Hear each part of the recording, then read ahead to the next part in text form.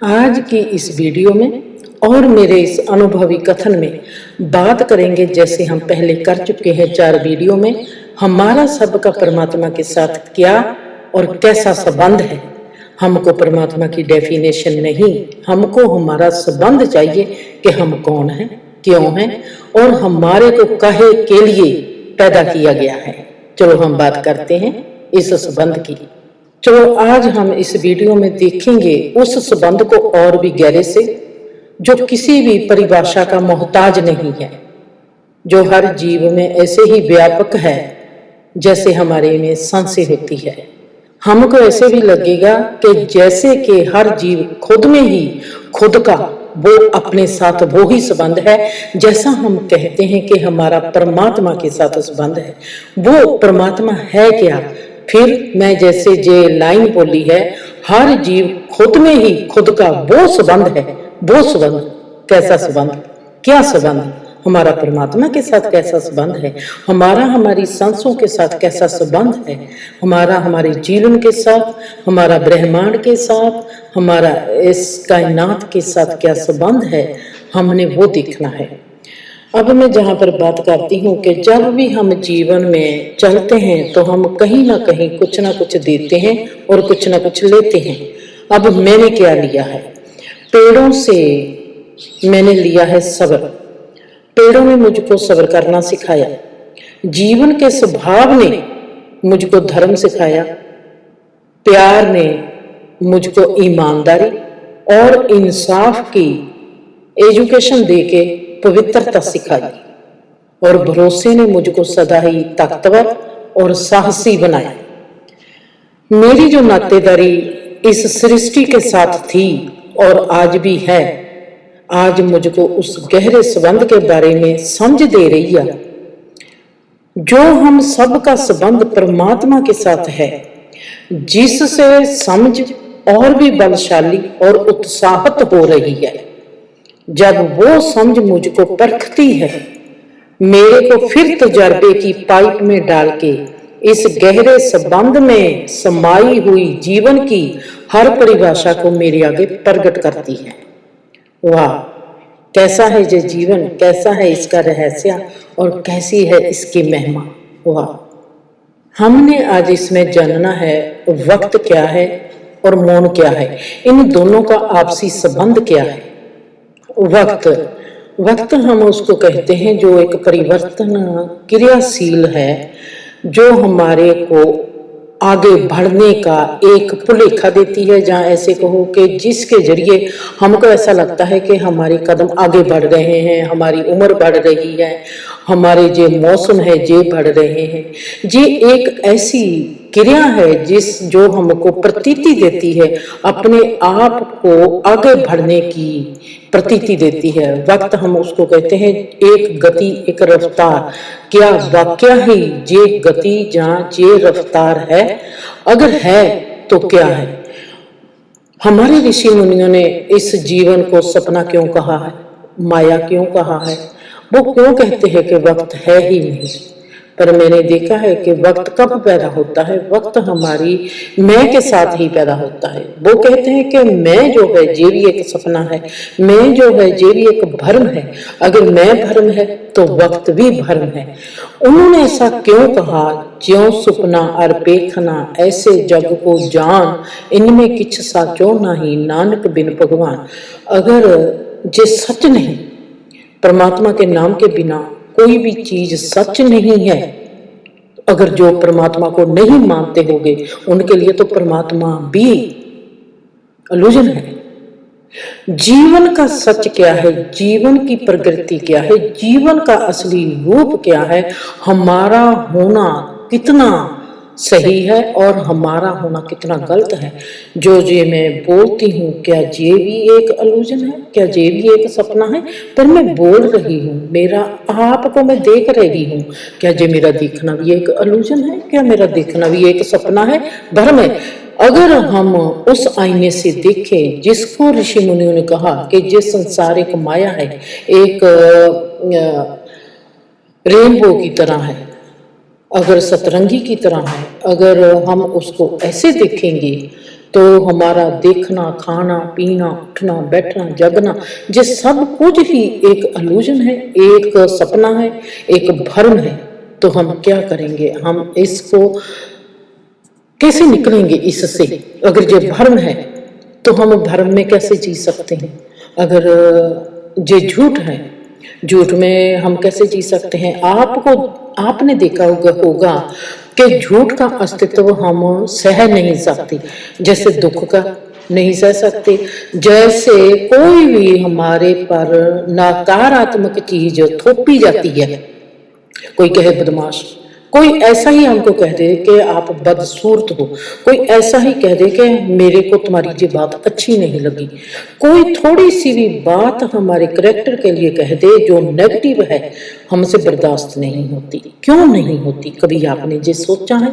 अगर हमारे को ये ऐसा लगेगा कि ये संसार ही इल्यूजन है, संसार ही झूठ है, एक भ्रम है, तो हम जिएंगे कैसे? इसमें क्या सच है? हम जिएंगे नहीं। हमारे से दुख का, झूठ का एक पल अवगुण के साथ ही हम अपने जीवन में जी नहीं सकते। अगर हमको हमारे अवगुण का पता चल जाए, हम उस अवगुण को मिटाना चाहते हैं अपने जीवन से, दुख का पता चल जाए, दुख को मिटाना चाहते हैं। अगर हमको कोई यही कह दे कि ये जीना ही, ये संसार ही अवगुण है, तो हम तो फिर भी संसार में जीना चाहते हैं। हमारी ऐसी कौन सी हमारे में प्रतीति है जो एक तरफ हम देखते हैं कि ऋषि मुनियों ने भी कहा है कि ये संसार एक भ्रम है, संसार एक इल्यूजन है, संसार एक दुख है, एक सपने की न्याय है, पर फिर भी कोई इस सपने को तोड़ना नहीं चाहता, जहां से जाना नहीं चाहता। फिर भी हमारा इसके साथ प्रेम क्यों है?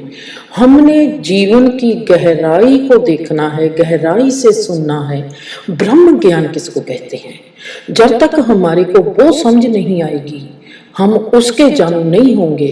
हमारे लिए तब तक ये जो संसार है, जो हम है, जो परमात्मा है, कोई भी चीज है, यूनिवर्स है, चाहे हम देखते हैं, कुछ भी करते हैं, वो सब हमारे लिए भ्रम है। जब तक हम सही रूप को, सही नॉलेज को, सही अस्तित्व को पहचान नहीं लेते। हम पहचानेंगे कैसे? आज का हमारा जो जहां पर लेख है, वक्त और मौन, वक्त और मौन क्या है और इनका आपस में संबंध क्या है, आपको बहुत ही हैरानी लगेगी। जैसे मैंने अब कहा वक्त और मौन, और वक्त और मौन जब मैंने कहा, और मैंने कहा कि इनका संबंध क्या है, उसे वक्त ही मैं देखती हूँ कि मेरे चारों तरफ एक खामोशी आती है। खामोशी, मेरे अल्फाज मुझको आज उसी जगह पर खड़ा कर देते हैं जिस शिद्दत से मैं उस अल्फाज को बोलती हूँ, जहाँ देखती हूँ, जहाँ परखती हूँ, जहाँ विचारती हूँ, जहाँ कुछ भी उस शब्द के साथ मैं अदला बदली करती हूँ, और मैं वैसे ही अपने आले दुआले, वैसे ही एटमॉस्फेयर को देखती हूँ, वैसे ही फिर उस शब्द की, इंसान की नहीं, उस शब्द की आभा को देखती हूँ। पहली बार अब मैं देख रही हूँ, मैंने ऐसी मौत की खामोशी देखी। जब मैंने पहली बार ऐसी मौत की खामोशी देखी जिसमें वक्त और मौन साथ साथ चल रहे थे, ऐसे ही मैंने बहुत वक्तों पहले एक चीज और देखी थी, जहां पर मेरे साथ जीवन और मौत एक साथ चलते थे। जीवन पूछता है मुझसे, जिंदर क्या बीता? वक्त बीता या शरीर बीता? शरीर बीता। और मैं कहती हूँ कि शरीर बीता, वक्त तो वही का वही ठहरा है। जहां पर मैंने जो चाहना की थी, मैं उस चाहना में ही रुक गई और मेरा शरीर बीतता चला गया, पर मैं उस चाहना में ठहरी रही। मेरी चाहना क्या थी जो वहीं पर रुकी हुई थी? मेरी चाहना थी कि मैंने परमात्मा में जीना है, नहीं तो मैंने नहीं जीना। अब आज क्या है? मुझको वक्त पूछता है, कौन चलता है जिंदर? वक्त चल रहा है या मौन चल रहा है? और मैं बहुत ही बेखूबी से कह रही हूँ आप सबके सामने, मेरा आज मौन चल रहा है, क्योंकि मैं देखती हूँ, मैं मौन लफ्ज बोलती हूँ तो उसी वक्त मेरा चुगरता, मेरा एटमॉस्फेयर, मेरे कान, मेरा जिस्म एक बहुत गहरी साइलेंस में खड़ो जाता है। मैं कहती हूँ मौन। वक्त और मौन दोनों में से क्या चलता है? वक्त तो मेरा रुका हुआ है, मेरा चलता है मौन। मैं चल रही हूँ चुप में। वक्त क्या है और मौन क्या है? आज आपने पहली बार ही ये सुनना है कि वक्त और मौन एक ही चीज के दो हिस्से हैं। वक्त जो है ये हमारे बाहर के संसार में चुपचाप चलने वाला एक वाहन है, और मौन क्या है? वो हमारे भीतर के संसार में चलने वाला एक वाहन है। मतलब कि एक कार की तरह है, एक पुर्जा है, एक इंजन है। वक्त हमारे बाहर के संसार में चलने वाला वाहन है, और मौन हमारे भीतर में चलने वाला एक वाहन है। वक्त का जो धुआं है वो परिवर्तनशील होकर हमको दिखाई देता है। मौन का चलना जो है वो असलियत की समझ दिखाई देकर हमको हमारे आगे प्रकट होता है। मेरे बोले हुए इन अल्फाजों को जरूर से विचारना। जब आपको विचारना आएगा तो आप समझ जाओगे कि सही समझ को हम कैसे समझ पाते हैं। और हमारा विचारना उस दही को रड़कने जैसा ही है। हम समझ नहीं पाते, पर हम जान जाते हैं कि दही में से मक्खन कैसे निकलता है। हमारा अनुभव हो जाता है कि दही को अगर हम रिड़केंगे तो वहां पर मक्खन निकलेगा। वक्त में मेरा अनुभव कैसे जीवन की मौन अवस्था को अपनाता है। इस मौनता में रब का क्या रूप है, रब की क्या पोजीशन है, रब का एहसास क्या है। आपको पता ही है पनीर और मक्खन में क्या फर्क होता है।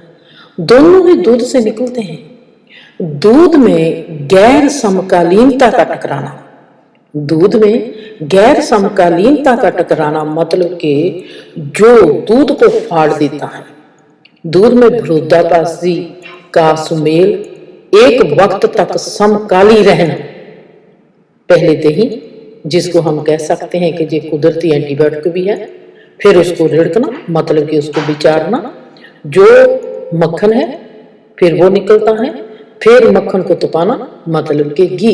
वक्त जो होता है ये बाहर है, इसको हमने तपाना है। किसको तपाना है? गहरे से समझना। वक्त हमको तपाएगा और हमारी समझ को बुद्धिमानी बनाएगा। मौन हमको विचारना सिखाएगा, हमको रिड़केगा और हमको समझ देगा। जो मौन हमारे को समझ देगा, हमारा वक्त, हमारा जो बाहरला रंग रूप आकार है वक्त के जरिए, उस समझ का जो हमारे भीतर से आई है, हमारा तजुर्बा कहाँ होगा? बाहर की दुनिया में होगा, और वहां पर हम समझ को देखेंगे। वो समझ का जब हमारे पास तजुर्बा होगा तो वो तजुर्बा हमारे को बुद्धिमानी के डिमेंशन में धकेल देगा। मौन हमको पल की समझ नहीं, युग की समझ के समतल बना देगा। समझने वाली लाइन है, मौन हमको पल की समझ नहीं देता, वो युगों की समझ देके हमको युग के समतल बना देता है। हम युगों जैसे बन जाते हैं, मतलब कि युगों की समझ हमारे में आने लगती है। जो वक्त है वो हमको ऐसा तपाएगा कि हमारी जो युगों की यात्रा है वो हो जाएगी। हमने युगों की समझ के तो समतल बन गए, हम समझ के समतल बन गए, पर युगों की यात्रा कैसे होगी? वो वक्त के डिमेंशन में होगी। जो हमारे में समझ है, अब हम इसको ऐसे समझते हैं, जब हमने रूप रंग आकार की यात्रा करनी है, वहां पर हम जैसे यात्रा करते हैं, वो वाहन का नाम है वक्त। जब हम अपने भीतर, जिसको कहते हैं हमारी भीतरी यात्रा, हमने अपनी इनर यात्रा करनी है, हमने अपने भीतर जाना है। जो भीतर की यात्रा है वो है मौन, उसकी जमीन है मौन। मौन की जमीन पर यात्रा होगी, वो भी चुपचाप होगी। वक्त हमको ऐसा तपाता है जो हमको युगों की यात्रा करवा देता है। ये दोनों लाइनें अंडरलाइन करने वाली है। मौन हमको पल की समझ नहीं, युगों की समझ के समतल बना देता है, और वक्त हमको ऐसा तपाता है कि हमको युगों की यात्रा करवा देता है। चीज एक है, रूप दो है, एक अचेतन है और एक चेतन है। एक का स्वभाव शोर शराबा है और एक का स्वभाव चुप है। शोर शराबा और चुप दोनों एक ही शोर हमारे वक्त की यात्रा है, शून्य हमारे मौन की यात्रा है। अब हम इन दोनों में से अगर मैंने देखना होगा कैसे गुजरती हूँ, मेरा अनुभव जहां पर क्या कहता है कि मैं शोर में और चुप में कैसे गुजरती हूँ। शून्य हमारे मौन की यात्रा है और वक्त क्या है, वक्त हमारे इस रूप रंग आकार में से हम कैसे गुजरते हैं, इस वक्त की यात्रा में हम क्या करते हैं, वहां का मैं एक मतलब कि आपको एक मैं अपने भीतरी यात्रा का अनुभव सुनाती हूँ, मतलब कि मौन का अनुभव सुनाती हूँ, मौन में हम कैसे यात्रा करते हैं, और एक मैं सुनाती हूँ हमारी बाहरी यात्रा जो वक्त में होती है उसका अनुभव। दोनों में आपने देखना वक्त और मौन का जो अनुभव है वो हमारे पर कैसे और क्या असर करता है। भीतरी अनुभव, अब मैं आप सबके साथ बहुत ही खूबसूरत अनुभव साझा करती हूँ। अनुभव मैं क्या कहूँ, इस ब्रह्मांड के कलाकार को मैं क्या कहूँ, कैसे कोई इतनी खूबसूरती को खूबसूरत बना लेता है, वाह अद्भुत। भीतरी यात्रा, भीतरी यात्रा की एक सुंदर सी झलक जो मेरा अनुभव है उसको आपके साथ साझा करती हूँ। मेरा जानना, अल्फाजों को बहुत ही अच्छे से और गौर से सुनते रहना। मेरा जानना, मेरा समझना और मेरा सराहना, मतलब के सहारना, मतलब के चीज को सलाहना। वाह, एक परमाणु के भीतर 1 अरब साम्राज्य हो सकते हैं, क्या बात है। एक परमाणु के भीतर 1 अरब साम्राज्य हो सकते हैं, जे हम सोच के भी सोच नहीं सकते। तब मुझको गुरबानी की याद आती है। बाबा नानक जी फरमाते हैं जपजी साहब में, सोचे सोचना हो गई जे सोची लख बार। जी जो अनंत काल से लेके पल तक की अनंतता की यात्रा है, जो खुद में ही जन्म मरण के चक्कर में घूमती है, वे सब कुछ वक्त के लिए अस्तित्व में आते हैं फिर गायब हो जाते हैं। वो वक्त चाहे पल का हो चाहे युग का हो, आते हैं जाते हैं। आज पल का कहती हूँ, वक्त युग का कहती हूँ। जैसे इंसान कितने साल जीता है, और एक माखी है वो कितने साल जीती है, एक पतंगा है वो कितने साल जीता है, एक चींटी है कीड़ी है वो कितने साल जीती है। और वहां पर मैं बात करती हूँ वो वक्त चाहे पल का है चाहे युग का है। आज मेरे सिर में से ऐसे ही जागते हुए मेरे तंतुओं का काफिला, मतलब मेरे सिर के सेल्ज को मैं ऐसे आया कि मेरे सेल्ज गुजरते जाते हैं, वो जाते हैं। जब मैं उनको गुजरते हुए अपने सिर में से देखती हूँ, मेरे आंखों में नमी आ जाती है और मैं देखती हूँ उन नमी में, उस नमी में खुद की आजादी को महसूस कराते हैं मेरे दिमाग के सेल्ज। अगर मेरे में धन्यवाद का लहजा आता है तो वो खुद को ब्रह्मांड की आगोश में अर्पित कर रहे होते हैं। जी जो 2 लाइना है, जो 2 लाइन्स है बहुत ही ज्यादा कमाल की है। मैं देखती हूँ, इसको फिर से दोहराती हूँ, मैं देखती हूँ कि मेरे सिर के जो तंतु हैं वो जाग गए, वो एक्टिव हो गए, और वो जैसे कोई काफिला चलता है, वो काफिले की तरह जा रहे हैं। काफिले का मेरे कैसे पता चलेगा, मेरी आंखों में नमी आती है। उस नमी में से मैं उनको देखती हूँ कि वो मुझको महसूस करवाते हैं कि हम आजाद हो गए। उनका एक्टिव होना और आंखों में पानी का होना और नमी का आजादी का महसूस होना, इनको तीनों चीजों को फिर इकट्ठा कर लेना, साथ कर लेना। फिर जब मेरे में धन्यवाद का लहजा आता है, ये परमात्मा क्या कहूँ मैं तेरे को, कैसे धन्यवाद करूँ, मेरी तो औकात ही नहीं, क्या तुमने जे रहमत बख्शी है। धन्यवाद के लहजे में से फिर मैं देखती हूँ ब्रह्मांड की आगोश में वो जो मेरे तंतु हैं दिमाग में से गुजरते हैं, वो मुझको महसूस कराते हैं कि हम खुद को इस यूनिवर्स में अर्पित करते हैं। वो अर्पित क्यों करते हैं और वो आजादी महसूस क्यों करवाते हैं? क्या उनकी यात्रा मुकम्मल होगी?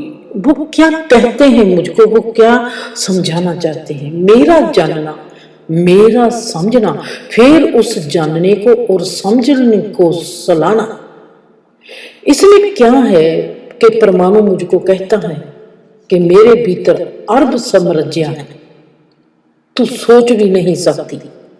बाबा नानक की याद आती है जी, क्या है जीवन, जे क्या है ब्रह्मांड, जे क्या है वक्त, जे और क्या है इंसान, जे क्या है साइलेंस, जे क्या है शून्य, जे सब है क्या।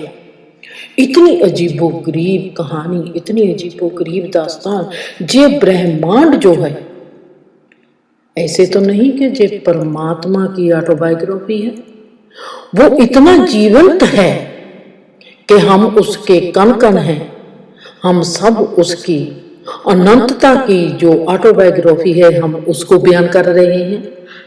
जो जितना उसका तंतु जाग जाता है, वो उतना ही उसको नजदीकी से पहचानता है और वो उसके बारे में बाकी लोगों को बताता है। जी क्या है साम्राज्य? आपने एक एक अल्फाज को अपने भीतर एक कॉपी ले लेनी, उस पर लिख लेना, क्योंकि आपको आने वाले वक्त में पता चलेगा कि मैं आपको क्या चीज बता रही हूँ। जहां पर मैंने जो अंत में फिर 2 लाइनें कही हैं, जो इसमें पहले भी मैंने कही है वो भी, और ये भी मेरी आंखों की नमी में से खुद की आजादी को महसूस कराते हैं। कौन महसूस कराते हैं? मेरे दिमाग के जागते हुए तंत्र सेल्स। और जब मेरे में धन्यवाद का लहजा आता है, मेरे में धन्यवाद का लहजा क्यों आता है? वो खुद को ब्रह्मांड की आगोश में क्यों अर्पित करते हैं, इसलिए आता है। जब मेरे में धन्यवाद का लहजा आ गया तो वो अर्पित करने लगते हैं। जी कौन सा अंतर संबंध है जो इतनी बारीकी से काम करता है, और इतनी बारीकी से जब काम करता है तो वहां पर क्या प्रफुल्लित होता है। जे कैसी जानी है? हम कहते हैं कि जे हमारी जानी है, और मैं कहती हूँ कि जे ऑटोबायोग्राफी जो परमाणु में, जो कण कण में व्याप्त है, जे परमात्मा की जीवनी है, परमात्मा की ऑटोबायोग्राफी है। चलते हैं अब हम अगले एपिसोड में। खुश रहो, आबाद रहो, सदा हंसते रहो।